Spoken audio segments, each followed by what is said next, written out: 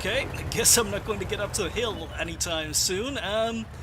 Yeah, this is a weird tank, T-45, and I'm in a weird tank called the T-45, and why am I playing the T-45? Well, I guess maybe there's a review coming up. I'm sick of looking at this tank in my garage. This is another on my to-do list for a long time, so hopped into it to play a few games, and this snapshot's basically called For Science, so you know, I've moved forward, not getting up the hill, get a nice shot in. We'll speed this up to ×2 because not a lot happens, and this is not why I'm showing you the snapshot, but oh, take a big hit from the Panzer IIIA, trying to angle, but yeah, I'm only at tier 2 and I've just lost most of my health, and now I've got to try and move up the hill, but this is what low tier matchmaking is these days. You know, the enemy have only managed to kill one of us, and we're decimating them. Look, the game is over already, and it's less than 2 minutes, you know, 1 minute 50 seconds, game is over. But here we go, For Science! For Science! This is, I figured the game was over, and what we can see down here, we'll pause it, is an LTVZ-35 who still has hit points. So obviously someone hit him with an autoloader, took out his crew, or maybe hit him with HE, took out his crew, but he still has hit points. Now, you know, have maybe close to 40,000 games played in World of Tanks, and I didn't know. I really didn't know whether or not this would work. So what I decided to do is, just for science, because the game is over, there are only 2 tanks left on the enemy team and they're both about to die, but for science I decided to shoot this guy just to see what would happen. So, okay, there's one shot in, and we just did 40 damage, and then we bounce, of course, because we hit his gun mantlet, but there we go. So we've just killed a tank that was already dead, even though he had hit points. Now, the hit points registered, and the shots were fired, and okay, we can see down here on the hit list that those shots into the LTVZ-35 didn't appear, but it was for science. It was for science. So at the end of the game, I checked, and it turned out I had an absolutely amazing battle, because we won that one 15-1. Welcome to low tier matchmaking while I was trying to play the T-45 for a review. Yeah, so I didn't do anything wrong. I advanced as quickly as I could. I shot whatever tanks I appeared in. I didn't play passively, but everything was dead before I could get any shots in. But what you can see here is an amazing result, and absolutely no damage registered on the LTVZ-35. So, bit like when a tank drowns itself, you can shoot it, you can do damage to it, but you don't get any credit, and in the end you end up having to pay for that ammo, so it actually costs you. It actually costs you credits to do damage to a tank that is already dead but still has hit points. Now,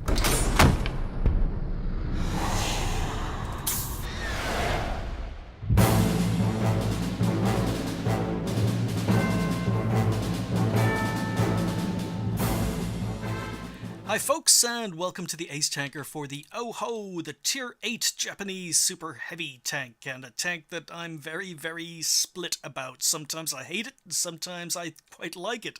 It's just, I don't know whether I like it or not enough, but as for history, there really isn't much, because this is pretty much a fantasy tank. At the beginning of World War II, Japan were working on a super heavy tank. Basically, it was going to be a mobile bunker for use in China. Now, they developed the OI, which we have in game as the OI Experimental at Tier 5, but it was just a prototype, and it failed its trials due to the fact it was just far too heavy, kept on breaking down, didn't have an engine powerful enough to drive it, so the entire project was pretty much scrapped. And that was towards the beginning of World War II. Now, towards the end of the war, Japan revisited the OI project with a plan to maybe turning it into a 100-ton tank.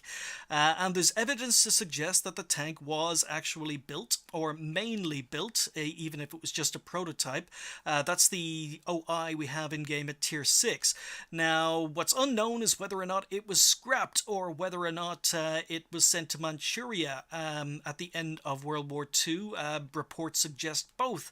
But really all that's left of the original OI, or the 100-ton version of the OI, is that there are some designs that a model company managed to pick up, and there's a few track pieces in a Japanese engineering school. So, you know, there's evidence to suggest that the OI actually did exist. Now, that brings us on to the Tier 7 and Tier 8 in-game. Because after the war, a book called The Imperial Japanese Army Ground Weapon Guide 1972 to 1945, yep, a mouthful, that book was written, and in that book were images based on pure speculation of what a 120-ton version of the OI would look like, and a 140-ton version of the OI would look like.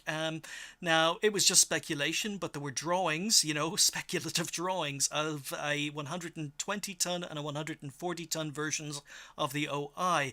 And based on those images, we get the Tier 7 Oni and the Tier 8 Oho, but it was all just speculation. Those tanks weren't designed and they were never built. But anyhow, this is supposed to have a crew of 11, although it's got a crew of 6 in-game, and according to the book, that I'm not going to repeat the name of, the tank was actually supposed to be called the OI-120, because it was a 120-ton version of the tank. But that's all we know. That's really all we know, so it's pretty much a fantasy tank. Now, in-game, as I say, this is a tank I'm very, very undecided about, because I like my derp tanks. You can see me using the derp gun here. But the speed and the mobility, and basically it's not even the speed and mobility, it's the current state of Tier 8 matchmaking, is annoying me, because it means that I can have good games in this or I can have terrible games in this, and there's almost no consistency. I go into a game not knowing whether it's going to be good or whether or not it's going to be terrible, and it's all based on the matchmaker. It's all based on whether or not my team are good, which means I can't keep up with the action and have a bad game, or whether my team are bad, my team collapses and I have a bad game, or sometimes, occasionally, I get into a top tier game where I can have a monster game, and I enjoy the tank in those situations, but more often than not, it's not just bad teams, it's the fact that I'm constantly a tier 8 and a tier 10 game. And this tank, while it's very, very good armor-wise and gun-wise for its own tier, when it comes up against tier 9s, tier 10s constantly, those tanks have absolutely no problems dealing with the OI, and then you're just left with the bad mobility and acceleration, and yeah, it's just not a lot of fun to play. There's very, very little consistency. So essentially, the frontal armor is good, but it's only good against similar tier tanks, and that's only if they're not firing premium ammo. It's good against lower tiers, but higher tiers, as I say, can deal with it frontally. There's a choice of 2 guns that are viable, but I'll talk about those in a moment. The derp gun can use vert stabs, which makes the handling a little bit better, and that's kind of unusual for a derp gun. It's got good gun depression over the sides, but only the sides. It's a very heavy tank, so it's a good rammer, but it's, the opportunity to ram things in this tank because it's so slow don't prop up very often. And you can also shoot over obstacles because this tank is extremely tall. Being tall, I suppose, is a positive, but it's also a negative, because I might as well do the negatives. Negative, it's very tall, which means you can shoot over obstacles, but it means, you can shoot others, but they can also shoot you. You've got absolutely no camo rating because the tank is huge, and these 2 mini turrets on the front limit your gun depression over the over the front of the tank to 1 degree. So gun depression over the sides is okay, but gun depression over the front of the tank is only 1 degree when you're trying to aim over these mini turrets. Now, it does mean there's no turret here on the right hand side of the tank, so it's helpful. It's helpful to know this when you're driving it, because it means if you can angle your tank to the right, it means you can get more gun depression by aiming over the right hand side where there's no turret. If you're trying to aim over the left hand side, unfortunately you've got that limited gun depression. Even though the gun depression over the sides is quite good, it means then you've got to expose your side armor in order to get the gun depression, and that's not good because the side armor is poor along with the rear armor on this tank. So speed and mobility, as I say, is awful. The armor can be quite good frontally, but it's flat, which means that guns can easily pen you, higher tiers can easily pen you. 25 kilometers an hour top speed is awful. The 10, just less than 10 horsepower to ton ratio, so the acceleration is awful, not just the top speed. The traverse speed is a poor 19 degrees too, so it means it takes forever to turn this tank, so mobility is not there, and the armor is purely good, but it's only good down to the matchmaker. So let's talk about these guns and the armor maybe in a little bit more detail. So I suppose the nicest thing about the Oho is the fact it's got a choice of guns. You can stick with the derp gun, 150mm, or you can fit a 105mm gun on this tank. Now the 105mm gives you much better penetration, as you can see at 215, and even though the alpha isn't quite as high, the DPM on paper isn't quite as high. Just remember, this is a derp gun, so this is assuming that all your shots hit and pen with HE, which is never going to happen. So you can see that the DPM is actually okay for a heavy tank using the 105mm. Penetration is okay for a heavy tank using the 105mm. It gets a faster rate of fire, it gets better reload time, obviously. The shell velocity is a lot better. The ammo capacity carries more ammo, so it can do it doesn't do as much potential damage, but again, it does more potential damage because this is HE. You can see the gun handling, while not amazing at 2.9 seconds aim time, 0.4 dispersion, not very good, but it's better than using the derp gun, especially after firing, and the accuracy. So essentially you've got this gun that you could potentially use and be more consistent in the tank with, but then you've got the derp gun, and I love my derp guns, but for a derp gun, the derp is pretty good on this. It really is pretty good on this, so we can ignore these stats pretty much, and we come down to gun handling. Now, 3-second aim time, or over 3.2 second aim time for a derp gun is actually very good. The accuracy is okay for a derp gun. The shooting while on the move and during tank traverse is okay. During turret traverse is actually quite good. After firing, yeah, okay, it's not quite as good gun handling as the 105, but it's got pretty good gun handling for a derp gun. And, you know, with so many lightly armored tanks in the game, you've got 121mm of penetration, which is awesome. It means there are so many tanks that you can basically pen with your HE. They can be armored tanks if you hit weak spots, plenty of weak spots less than 121mm of armor. So you can do full damage. You can get some very high damage rolls if you know what you're doing and if you can pen your HE. So, you know, the other reason there's a choice of guns, and the other reason I'm very undecided when it comes to the Oho is, as I say, the matchmaker seems to be putting me into a lot of tier 10 games. Now, while the 105mm definitely is a more consistent gun, you know you can do damage, you know what the pen is, unfortunately, you know, this 215mm of pen is not very good against higher tier tanks. You know, you're going to have problems dealing with tier 9 heavies, you're going to have problems dealing with tier 10 heavies, you're even going to have problems penning rival Ohos if there's one on the enemy team with this pen. So while this is quite good against other tier 8s if you know what you're doing, or against lower tier tanks, it struggles. It struggles much more than the derp gun does against higher tier tanks, even though the damage is more consistent. So if I run into an IS-7 when I'm in my Oho, I would much rather have the derp gun than try and be penning it with 215mm of penetration. Although the premium ammo is quite good. The premium ammo gets you about 250mm of penetration, but yeah, I'd rather not use this with poor penetration against higher tiers, or have to switch to premium ammunition every time I saw a tier 9 or tier 10 heavy on the enemy team. Even this will struggle against tanks like the IS-3. So this is really, for me, it's, even though a lot of people reckon it's more consistent with this gun, for me, with the way the matchmaker is at the moment, I prefer the derp guns, and I prefer the derp gun anyway, if I'm honest, but I just find consistently doing damage against higher tier tanks that I would struggle to pen using the 105. It suits me far better. Moving on, you know, we'll look at the armor, because as I said, a lot of people have a misconception that this is a well-armored tank. Now, it's not. Not only are you going to be facing higher tier tanks that have no problems penning you, you can pen this tank, or you can kill this tank easily from the side or rear if you can get there. So you've got a lower glacis that is very effective against similar tier, lower tier tanks, as long as they don't switch to premium.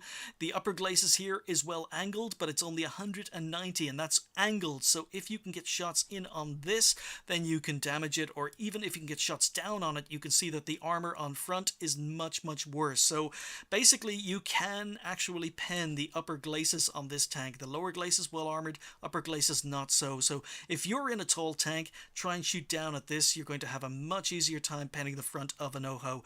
Now, you've got the strip across the middle, which is about 200mm, and places, gets higher, gets lower. You've got a couple of angled cheeks, so you don't really want to shoot it here. You've got these these two mini turrets, again 200 on front, but they do have angled sides, so if you hit the angled sides at a bad angle, then it's very, very possible you're going to be bouncing on this tank, and you think the tank is better armored than it actually is. But as I say, 200 millimeters pretty much on front, and if you're firing premium ammunition, you'll go through this easily. Now the turret, again, it's about 200, but again there are angles, so if you hit it at a bad angle you can bounce. The gun mantlet is, again, if you hit it at a bad angle, it's about 200, but you can hit it at a bad angle and again get bounces. So I think the tank isn't as well armored as people say. I mean, it can be extremely well armored if you're a tier 8 and you've got some poor tier 6 shooting at you who isn't using premium ammunition, don't know what they're doing, and can't pen it from the front. But there's plenty of opportunity to pen it from the front if, as I say, you're using premium ammunition, or you can get above it and shoot down here. But other than that, yeah, there aren't any weak spots if you're in a lower tier tank from the front. Now, the problem is when you get to the side, or when it tries to angle, because you've got these mini turrets, and in order to use its gun depression, it's got no gun depression over the front of the tank. As you can see here, when it's aiming over the front, it's only got one, oh, hang on, that's wrong. When it's aiming over the front of the tank, it's only got about 0 degree gun depression here. So, you know, it's very, very difficult to use the gun over the front mini turrets. However, once you get to the right, you can see that the gun depression gets much, much better. You've got about 10 degrees of gun depression over the side of the tank and over the right-hand side where there's no mini turret. So 10 degrees of gun depression over the sides, very, very nice, but it, you know, again, drops as soon as you try and get above these turrets. So, yeah, it's a pain to play sometimes, but when you do try to use your gun depression over the side of the tank, unfortunately, what that means is you're exposing the side of your tank, and by exposing the side of your tank, your armor is garbage. You can see here that the front wheel here, you can shoot this, you can track the OHO in place. It's only 151 millimeters thick. That's as much as you need to go through it. Now, that is 40 millimeters of spaced armor, but it's only got 70 millimeters of side armor, so you can track these things in place extremely easily. You can even move further down to the side. You can see that it's only about 100 millimeters in places. Other places maybe a little bit thicker, but you know, you can aim above the spaced armor, 105 through the spaced armor. Again, it's kind of weird. Sometimes it'll absorb a shot. Here's an area that's 203, but then it goes down to 100 here. But you know, if you don't want to deal with the spaced armor, or the potential of not going through the spaced armor and maybe hitting a stronger area of armor, aim above the spaced armor. It's only 105 millimeters. Side of the turret still is an effective 200 millimeters, but aim above the spaced armor, you can easily take these things out, and lots of lower tier tanks are going to have no problems tracking these things in place, doing damage, and keeping them perma-tracked. The rear of the tank, again, I think this got nerfed in a recent buff, or patch, but I'm not quite sure. It's only 150 on the rear of the tank and 150 on the back of the turret area, or the upper casement here. So yeah, you can pen this with a lower tier tank. You know, if you're tier 6 with less than 150 millimeters of penetration, then I don't know, you must be using a stock gun or something, but you know, even firing premium, you should be able to pen the rear of this tank. But yeah, it's basically, if you're a top tier and you're facing a lot of lower tiers, the armor can be effective from the front. And if you're not top tier and you've got higher tier tanks shooting at you, the frontal armor really doesn't matter much. And if enemy tanks can get to your side and rear, it doesn't matter what tier they are, they're going to be able to pen you. So the armor, again, very, very inconsistent. So really, when it comes down to the OHO, it's just a choice of two guns. Do you use the derp gun, which guarantees you damage against higher tiers, but is not as consistent as maybe the 105mm, or do you use the 105mm, which is very, very effective against similar tier, lower tier tanks, but not quite as effective as against higher tiers? So you've got a choice of the guns, and the second thing you need to know when you're driving the OHO is just remember your gun depression over the front of the tank is awful over these turrets, so you always want to try and face or side scrape to the right and try and get your gun depression down over this area where there's no frontal turret or mini turret, so that you get more gun depression over the front of the tank and be able to keep your tank slightly armored, and then just avoid tanks from getting try and prevent tanks from getting to your side and rear, which is difficult when you're big, heavy, and have no mobility or no top speed. But anyway, as I say, as much as I'm complaining about the consistency of the tank and basically how much of a problem or a pain it's to play when you're up against higher tier tanks with the current matchmaking,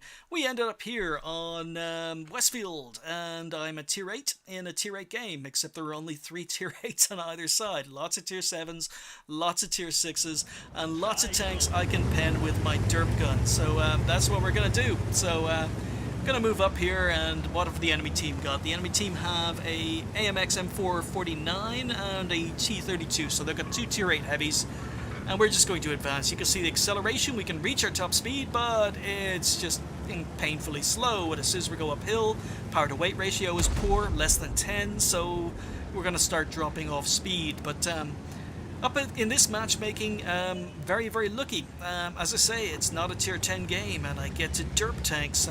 So my first victim, I'm looking at this T32, and I'm thinking, yeah, okay, so 121 millimeters of penetration on my HE means if we can hit his weak spots, hit his side, we can pen, we can do full damage, and that's exactly what I'm about to do. So there we go, above his tracks. 1,017 damage. 1,017 damage against another tier 8 heavy when you know what you're doing. So, you know, so avoid his tracks. I'm going to, I was going to go for a shot on the, the Tiger 1. Could have penned the side of his tank as well, but we're bouncing, you know, we're bouncing, we're angled, we're bouncing. You can see the height here, but, this AMX is, he's going to be annoying. He is going to be annoying.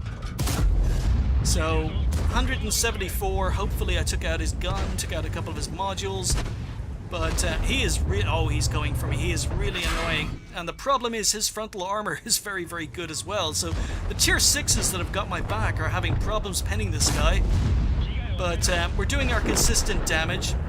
He's taken out, he took out a Hellcat, so the tier 6s are having problems damaging this guy, and he's got my side, he's got my rear. Look at his gun depression. His gun depression is very, very good, and my rate of fire with the derp gun is not good enough. So this guy has already taken over about 600 of my hit points here. He's really, really annoying me, and we've got tanks moving in on the front, so I figure I've got to ignore. Again, tried to aim above the tracks. Unfortunately, it went high, hit his turret. So tried to get a pen on the IS-2, but shot didn't go where I aimed. But yeah, we're under a little bit of pressure now, and it's all because of this AMX, who's busy. This AMX is busy taking out our tier 6s. He's just taken out a Jagdpanzer 4, but I've got to relieve some pressure. Side of the Tiger, with a bit of luck, we can get a pen, but the shot goes high. Shot goes high, hits his turret, fails to pen. That would have been a lovely, lovely penetration, but in the meantime, this AMX has come back and shot me. So I'm kind of wondering, where has our full health T-34 been up to this point? I'm checking behind me, you can see we've only got a T-150 back there. So he's going to have problems again dealing with the AMX. And yeah, I'm a little bit frustrated here because I want to be working on these tanks in front of me, but every time I advance, this AMX shoots me in the rear. So I decide, okay, I've got to go for it, gotta go for it. So yeah, 278 health, we're able to take out the IS. Our team are starting to wrap around, so now I'm looking at this IS-2 or possibly the AMX, and that's going to be my next victim. You see the rate of fire? Quite good for a derp gun. And I'm going to be aiming over the right of my tank, so my gun depression is going to get a lot better all of a sudden. So poor gun depression, and then all of a sudden good gun depression. So shot in a move, take out the IS-2. He bounces again. So against similar tier tanks, the armor can be quite effective. AMX has gone into town, so we're just on the advance. We're on 2,700 damage. We've bounced 1,300 damage with our armor, although, as I say, that AMX has been annoying and has basically taken all my health, but he's the only tank who's done any damage to me so far. So we're just advancing, and mobile bunker time, which is what this tank was supposed to be. So keeping my front to enemy tanks and distance, and against tier 6s, these guys are going to have problems penning me. So really the only tank that could be a problem here is the T-44-100 if he starts getting side shots, but not too worried against the tier 6s that could be camping up on the ridge on the opposite side of the valley. Oh, Hellcat, he's a one-hit kill if I can get down there. Doesn't look as if I am, so alright. Do we advance? I'm debating, do I go down or do I stay up? And I decide, okay, I'm gonna stay up. I'm gonna move across to where the Hellcat was last spotted. I don't have any view range. My view range isn't good. Once again, off the top of my head, I don't know what it is, but I'll put that up on screen about now. So I don't really want to be spotting tanks. I do have the armor. I probably could have been a little bit more aggressive here, but that's hindsight. At the time, I was seeing a lot of tanks on the enemy team still alive, just trying to adjust to get my gun depression down over the right-hand side of the tank. And boom. Okay, WZ131G. Okay, Thunderbolt. Is he going to be alive? Is he going to sit up there? Is he going to be alive? And we're going to get a kill. You can see the reload is quite good for a derp gun. And I thought that was going to miss, but nope, that's kill number 4. Okay, KV-4, T-34-85. Nothing to shoot at the KV-4. T-34-85 is in the open. You can see my reload. Again, quite good for a derp gun. And yeah. Okay, didn't get the kill, but managed to leave him on just a couple of hit points. So 308 damage from that one takes us up to 3.5k damage. So yeah, sniping in an OHO. Yeah, I could have been more aggressive, but while targets are presenting themselves, you know, there's no point in sitting there and sniping if there's no one there to shoot. But if targets are presenting themselves, it'll be rude of me. Absolutely disgustingly rude of me not to take advantage. So we're going to advance. Still 2 tanks left on the enemy team, and as I say, the T-44-100 is the one that kind of worries me, because he can easily pen my side and rear. KV-3, if he's using the 122mm, he's going to have problems penning my front. So we're just going to advance, try and get a track shot, try and do some engine damage maybe, but he knows what he's doing. Someone else is taking shots at me. So KV-3 is avoiding me, and I can't see the T-34-100. Oh, not much to shoot at, and I probably could have taken my time there, but I had to shoot over the wall. Problem with shooting HE is you can't shoot through walls, so we're going to advance. Going to put a shot into the engine deck now, see if we can get a pen. And no pen, unfortunately. Only 311 damage, disappointing.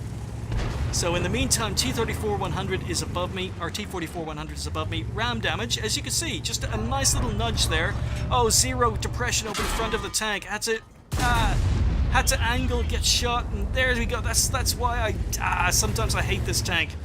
Sometimes I hate this tank. So this guy, yeah, see this guy, he's no problems. He's firing premium ammunition, but he has no problems penning me. So, he doesn't need premium to pen me, but he's going for it anyway, so... And yeah, accuracy with the derp gun, not good. So, yeah, KV-3 is gone, and now it's just the T-44-100. I'm down to 294 now. I'm probably a 2-hit kill for this guy, but if he rolls low, then maybe he can take me out. So we're just going to advance, try and get out of there. He's falling back. Yeah. Alright, he's under pressure, but our Skoda T-40 is a 1-hit kill. And our other tanks are all way back. They're all sniping, so I've got to maybe go and risk taking that hit. Let's see if we can go and shoot the T-44. He's moving down, but only the 112 has shots at him at the moment, and the 112 doesn't have an accurate gun at distance. Yeah. Okay, so someone's got to go in and take this guy out. Otherwise, yeah, we could be here all day. So once again, it's just the speed and mobility. You can see we're doing a whole 7 kilometers an hour up here. So annoying. As I say, I can love this tank. When you're hitting rolls of 1,000 on a T-32, you love it. And then when you're doing things like that and missing shots, you hate it. The mobility, yeah, it's not good. When people switch to premium ammunition and they make your frontal armor worth nothing, it's not good. Just a hint of a shot, and no, can't get it. Okay, but the thing is, I'm exposing my side armor to this guy, whereas I have good gun depression. My side armor is easily pennable by this guy. Is he coming for me? Oh, nice shot. Only 280, so... Anyway, finally our team take him out as he comes out of cover. But yeah, there we go. 4 kills in the OHO. So the good news is the OHO is done and dusted. It's aced. I can take it off my to-do list. I don't have to worry about it again. The downside is I still need about 80,000 XP in order to grind through the OHO to get to the tier 9. So as much as I dislike the tank for its inconsistency, sometimes it's amazing and sometimes it's terrible, I've got to sit that for another 80,000 XP, so that's quite a few more games I'm going to have to play in this. But anyway, as I say, we picked up the ace, we picked up high caliber, we finished top on XP with 1413, we did 4.7k damage and just 4 kills. which is kind of, the damage is okay, but the kills kind of disappointing considering I was top tier and there were a lot of tier 7s, a lot of tier 6s, so a little bit disappointing on the kills. 17 shots fired and we managed to hit 15. Who said derp guns aren't snipers? So 17 shots fired, we only missed a couple at close range. It's ironic that the shots we missed were at close range at the very end of the game. The long range ones, they all hit. The close range ones missed, but 17 shots fired, 15 hits, 15 pens because it's HE. Happy with the damage. Spotted our damage 10, destroyed 4. Didn't spot anything because this tank is so slow it's very unlikely to spot anything, and we only did 570 assistance damage, so a little bit disappointing on that part as well, because sometimes you have those games where your HE blows tracks off, you get a lot of assistance damage. That wasn't one of these games, and wasn't firing any premium ammunition. Don't need it when you're firing HE, and we finished up with just short of 48,000 credits with a premium account. First game of the day, grinding it, thankfully left me on 4,240 with a premium account. So yeah, only existed in a drawing as speculation after World War II, but we have it in game. It's done, it's dusted, and eventually I'll move on to tier 9. But anyhow, thank you guys for watching. I'll see you next time.